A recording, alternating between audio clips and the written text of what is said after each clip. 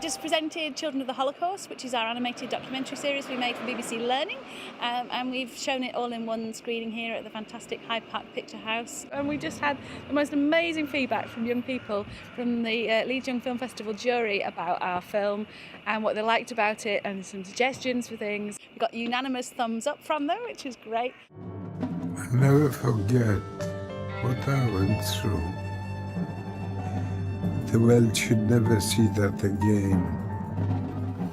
Children of the Holocaust is an animated documentary series. We spoke to 6 World War II Holocaust survivors from the Holocaust Survivors Friendship Association, and they live in Leeds here.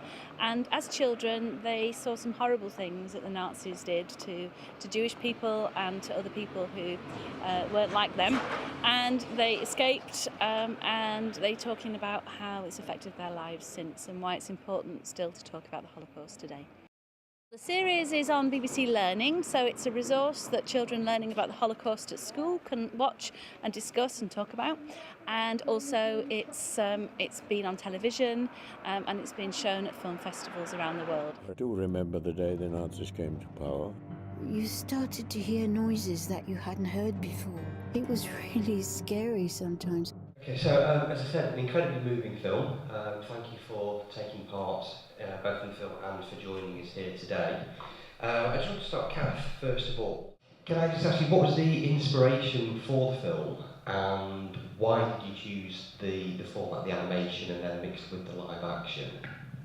Well, we met our first Holocaust survivors at our home borough is Leeds, and every year they run a Holocaust Memorial Day, and they do wonderful work with schools and get young people that's better, isn't it? Big difference there, sorry. They do brilliant work with schools, and they get young people involved, and they look at the Holocaust, but they also look at modern day genocides and the situation of modern day refugees. And we were asked to animate the story of a Holocaust survivor based in Leeds as part of that, and it went down incredibly well. It was very, very well received. And I showed that to the lady at BBC Learning, who said, "I like that, can I have more of them, please?" And every child aged 13 and 14 in the UK national curriculum is supposed to learn something about the Holocaust at school. So it was a very good opportunity to create. So originally it was an online resource for schools to learn about the Holocaust, and each of those clips will be shown separately in the classroom, so you wouldn't see them in quite such a long swoop as that. But the idea is each animation and a live action interview it is a different thing that people can talk about in the classroom. And we used the live action interviews. The animation was meant to tell the stories of what happened to you guys as children. And forgive me for saying, but sometimes when young people are faced with an older person, they just think they're old, they're nothing like me. And the animation was meant to help them understand what they would have felt like if that had happened to them. But then the interviews that we did afterwards were all about how their lives now and how they've been affected by what's gone on. Okay, thank you. Moving on to both Ruth and Trudy. How did you come to be involved in the project? And did you have any reservations initially about taking part? I was involved with the project because I belong to a Holocaust Survivors Friendship Association. I had reservations, very great reservations about taking part, because I felt that animation as I knew it, I thought it was just going to be sort of childish, stick-like figures, and it would denigrate, it would make the Holocaust seem trivial. And the sort of experiences that, as you see, all the many different experiences that we had, become trivial. And I was very reluctant to take part, and I had to be bullied into taking part. But now that I've seen it all together, and I'm one of the few that have not seen it complete like this before, I thought it was very well done, beautifully done. The animation is brilliant, and I hope you felt as interested and moved as I was when I listened to everyone's story. Well, probably as far as I'm concerned, I've always been happy to participate in anything which propagates the story of the Holocaust In my own case, I have two particular reasons. One is my own personal reason, because of course from the little cartoon you've seen, I'm still seeking for my mother, and as the trauma never leaves you, although you do try and have a perfectly normal life if that is possible.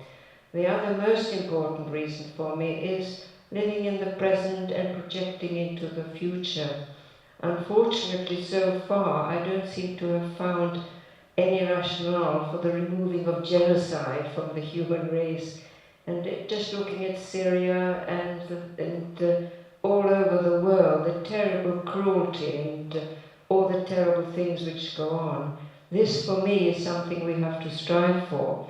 And although this is a cartoon for the younger generation, I do feel that just remembering and education isn't enough. We have to try and persuade people to have the will to make us have a better world, and therefore it means politics and religion and all the economics that we all hear about. So all I strive for is for a better world, and for that I'll do whatever I can, just like Eric said in his little cartoon. Seeing the stories on film, I find it incredibly moving. It's the second time I've watched it all the way through, and I just think like the range of stories, it brings kind of a lot of emotions to the front. How did you feel actually seeing your films on screen? Did it bring back a lot of emotions? Did it bring back a lot of memories? Kind of seeing your stories recreated on screen? I felt very disturbed when I saw myself on the screen, because so much that there isn't in the story that actually took place. And it brought it all back. I was very young when it all happened, and I can't say that I think about it all the time. I don't think about it all the time, but it certainly brought it back to me now, more so than ever before. And I just feel very disturbed at seeing just not my story, but everybody else's, and seeing what man can do to man, what human beings can do to other human beings.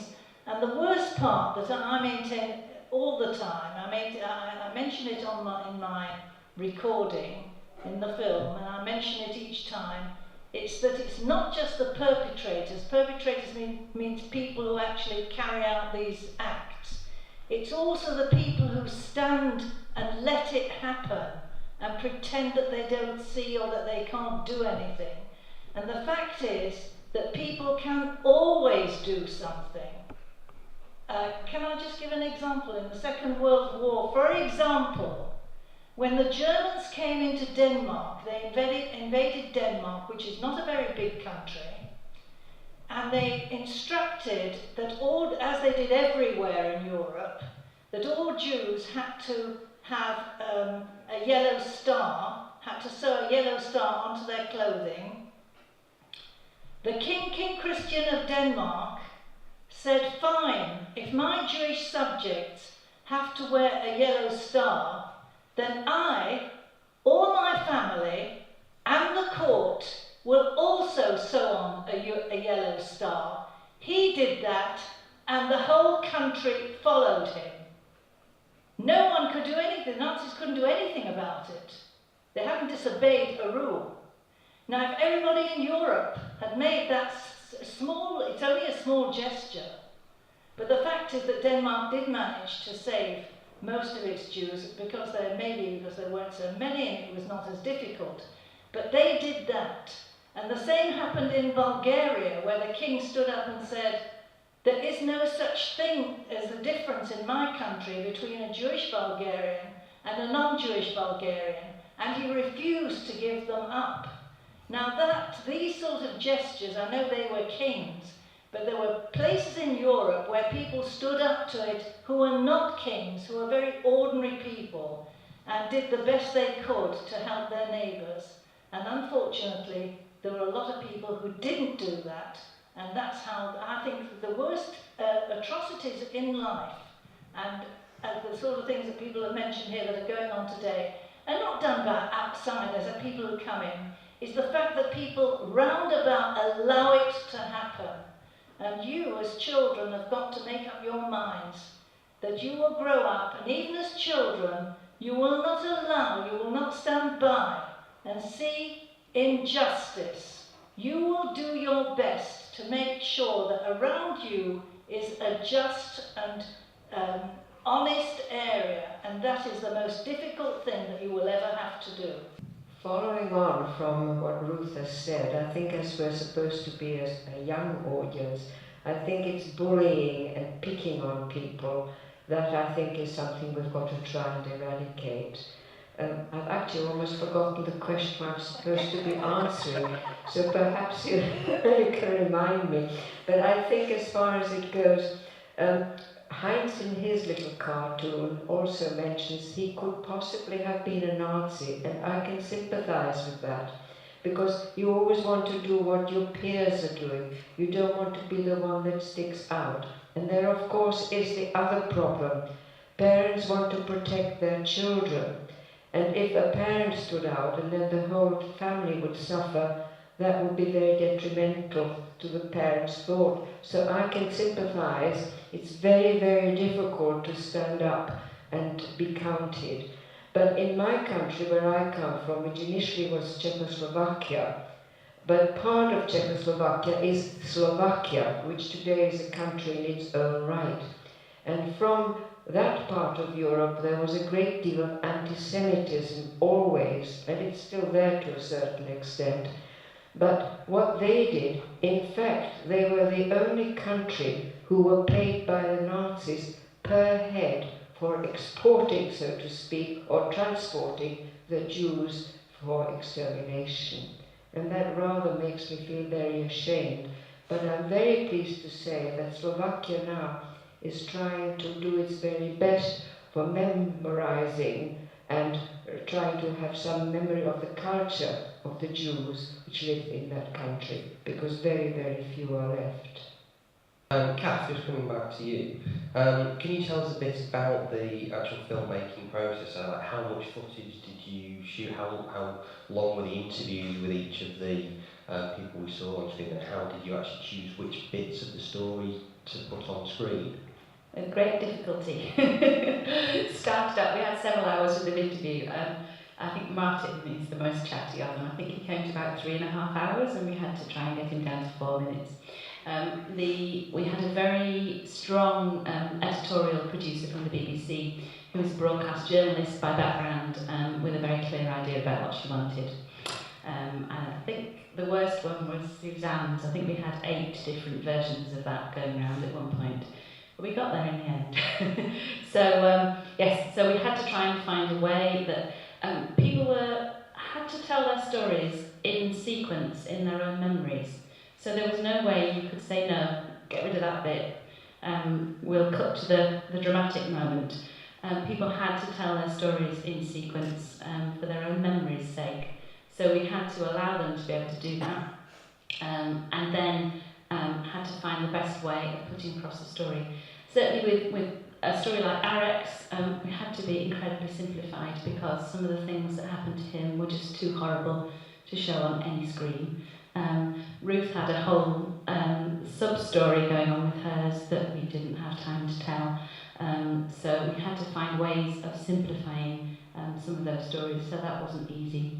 But I hope what we've got is something that tells the spread of the stories, that is historically accurate. We also worked with an advisor who made sure that we were accurate in our representations of things.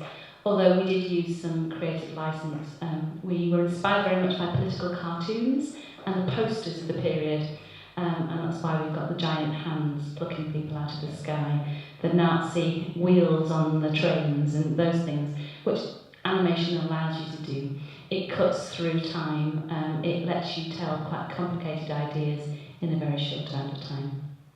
Okay, thank you. Ruth, Judy, just go back to you again. So obviously you both came to the UK. How long did it then take for you to feel settled once you arrived here? Do you now consider yourself to be English, or is your original heritage still a very important part of you? I don't think I was only 6.5 when I came. So obviously as a small child, I'd never been to school, I'd never been to nursery school or to kindergarten of any kind because it was too dangerous for me to go. So the first school I ever went to was in England, so I've had a totally English education. I love English literature, I love the English way of life. I am totally committed to everything beautiful in England, the countryside, not the climate, everything. But I have grown up, obviously, because I'm a Jew, and my Jewish culture and heritage is very strong, because I'm quite a religious Jew. I don't feel totally English, but I must say that everything, the way I think, the way I feel, what I love about this country is totally genuine, and I know that this country gave me a new life, and I'm eternally grateful. I'm eternally grateful to England for what it's done, and to the English people, because I believe they are the most tolerant of any people anywhere, and I've travelled all over the world, and I believe there's nobody that can beat them.